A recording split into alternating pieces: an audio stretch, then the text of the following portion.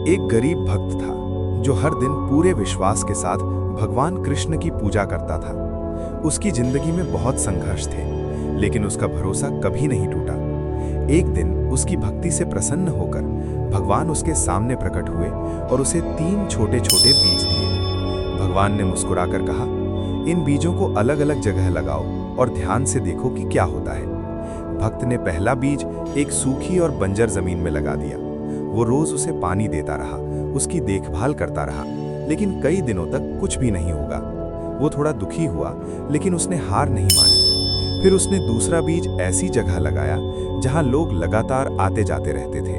हर दिन उस बीज पर लोगों के कदम पड़ते रहे। कुछ ही समय में वो बीज मिट्टी में दब गया और खत्म हो गया। भक्त अब और ज्यादा परेशान हो गया।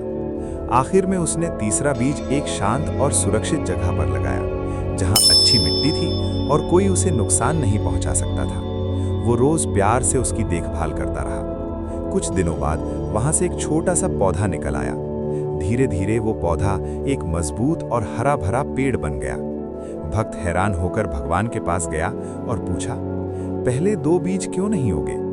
भगवान मुस्कुराए और बोले, पहला बीज गलत जगह पर था, इसलिए वो कभी बढ़ नहीं पाया। दूसरा बीज गलत लोगों के बीच था, इसलिए वो दब गया। लेकिन तीसरा बीज सही जगह और सही माहौल में था, इसलिए वो एक पेड़ बन गया। भक्त की आंखों में चमक आ गई। उसे समझ आ गया कि इंसान भी एक बीज की तरह होता है। अगर वो गलत जगह या गलत लोगों के बीच रहेगा तो कभी आगे नहीं बढ़ पाएगा, लेकिन सही माहौल और सही लोगों के साथ वो भी एक दिन बड़ा और सफल बन सकता है।